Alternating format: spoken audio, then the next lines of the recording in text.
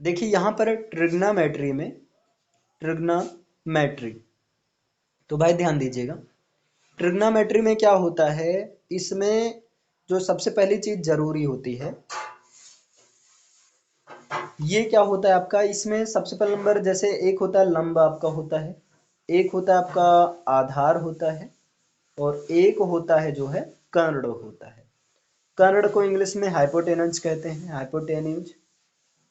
आधार को बेस कहते हैं, लंब को भाई क्या कहते हैं अपना, परपेंडिकुलर कहते हैं, इसको परपेंडिकुलर कहते हैं। डन होना पक्का, इतना क्लियर है ना। अब देखो मेल्ट, देखो एक अगर राइट एंगल ट्राइंगल की बात किया जाए ना, तो राइट एंगल ट्राइंगल में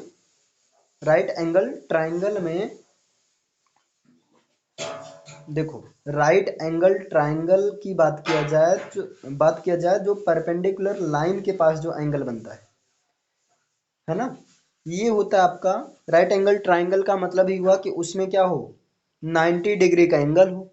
तो 90 डिग्री के एंगल के सामने वाली भुजा यही तो हुआ। समझ पा रहे हैं कि नहीं, 90 डिग्री एंगल के सामने वाली भुजा को कर्ण कहते हैं। इसको क्या कहते हैं, कर्ण कहते हैं। 90 डिग्री एंगल के सामने वाली भुजा को क्या कहा जाता है, कर्ण कहा जाता है ना। और सुनो, एक राइट एंगल ट्राइंगल, अरे राइट एंगल ट्राइंगल का मतलब भैया समकोण त्रिभुज, हाँ नहीं तो कंफ्यूज रहो।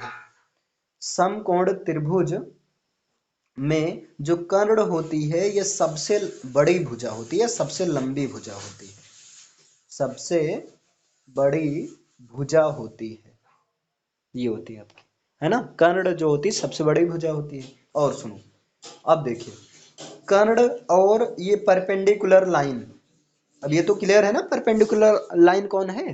तो कर्ण और परपेंडिकुलर लाइन के सीध में या लाइन के सामने जो क्या होती है, जो लाइन होती है उसको कहते हैं आधार लाइन। तो ये हो गया आपका आधार हो गया, है ना। अब आधार और कर्ण के सामने जो भुजा होती है वो क्या होती है, लंब होती है। याद रहेगा इतना।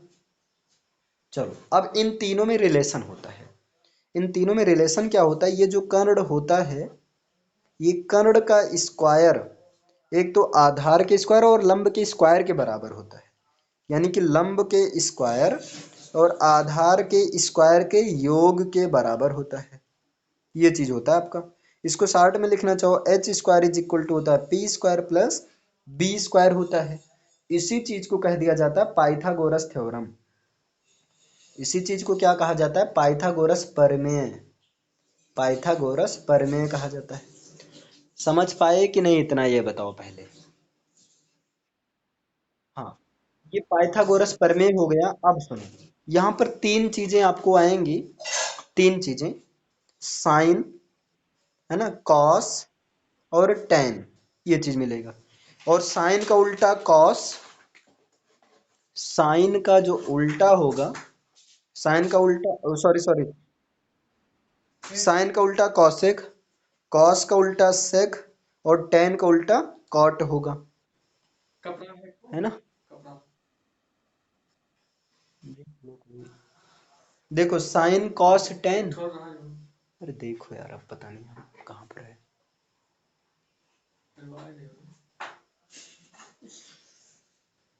देखो साइन कॉस टेन है और कॉस से कॉट है।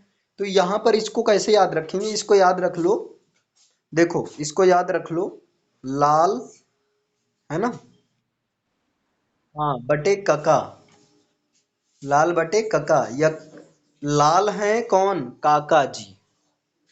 ठीक, तो ये साइन का जो फार्मूला होता है यहां से निकलेगा, जो साइन का फार्मूला होता है वो क्या होता है, लंब बटे कर्ण होता है।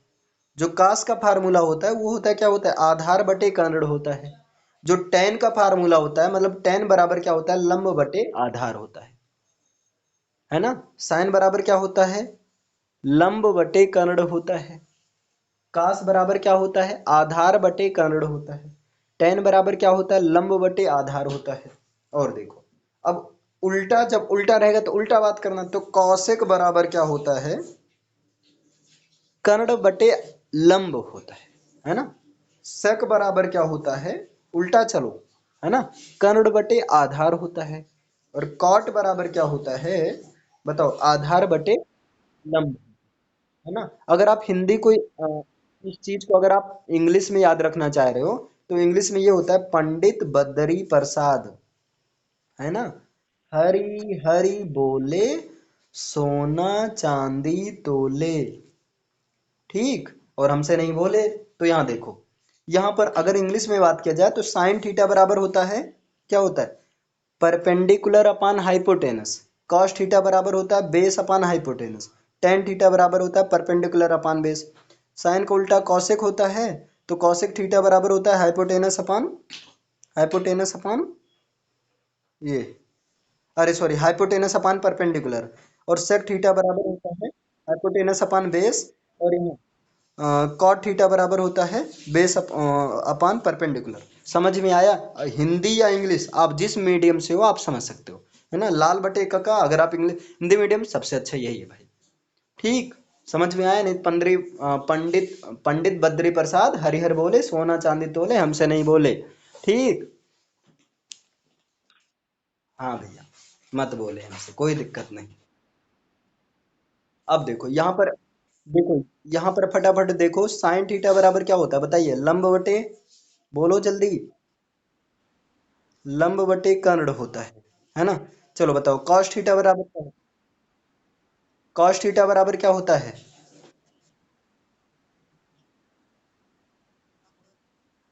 आधार बटे कर्ण होता है ना। और आधार बटे कर्ण मतलब बोले तो बी अपान एच, ठीक।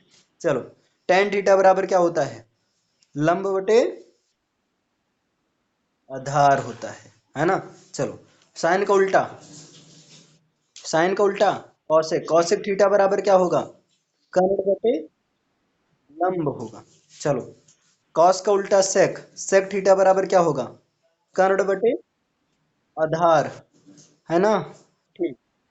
चलो, कॉट थीटा बराबर क्या होगा, हाँ, आधार बटे लंब। अब देखो यहाँ पर फटाफट देखो, साइन का उल्टा, sine theta is equal to one upon cosec theta.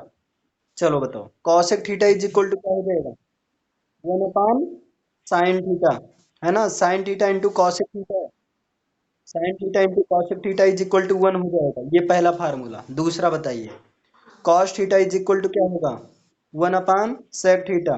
तो बताओ, sec theta is equal to क्या हो जाएगा, वन अपान कॉस थीटा, दोनों को मल्टीप्लाई करेंगे तो sec theta into cos theta is equal to क्या हो जाएगा, वन हो जाएगा। अगला आ जाओ, tan theta is equal to क्या होता है, वन अपान कॉट थीटा। तो cot theta is equal to क्या हो जाएगा, वन अपान टेन थीटा, दोनों को मल्टीप्लाई करोगे तो cot theta into tan theta is equal to क्या हो जाएगा, वन हो जाएगा। अगला,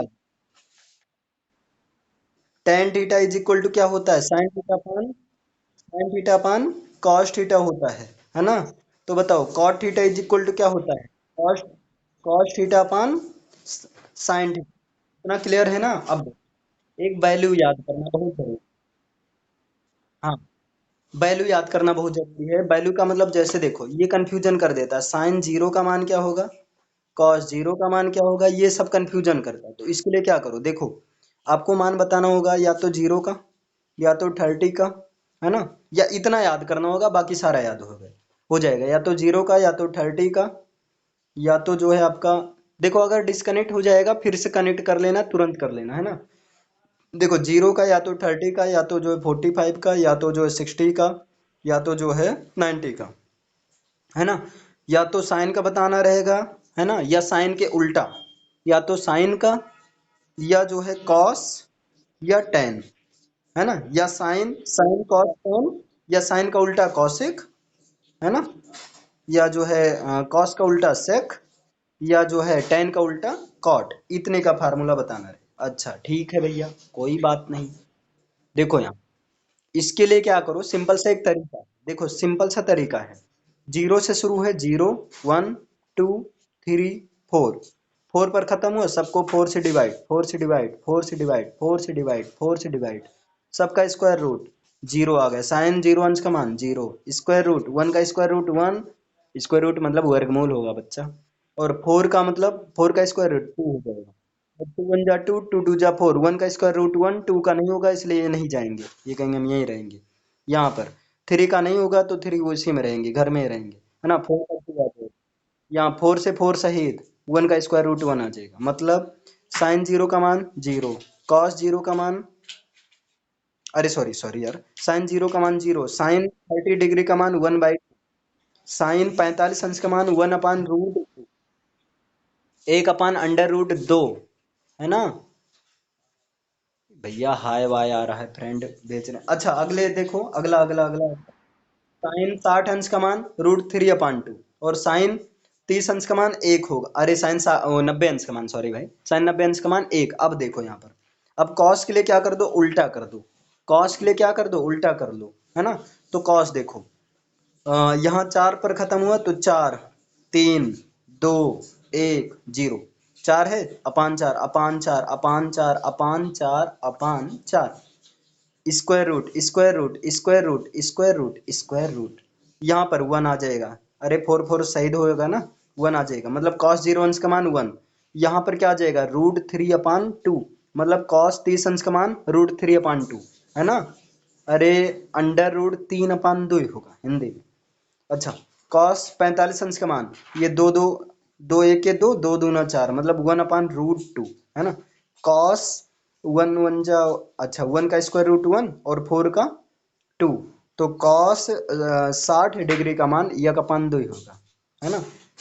और यहाँ पर, यहाँ क्या है, जीरो अपान फोर का मतलब चार एक के चार, चार शून्य ही हम शून्य, है ना, तो जीरो का स्क्वायर रूट जीरो हो जाएगा, मतलब इतना याद हुआ। या जो है आप इसको याद ही कर लो, सबसे अच्छा तरीका है याद ही करो। रुक जाओ भाई, एक मिनट,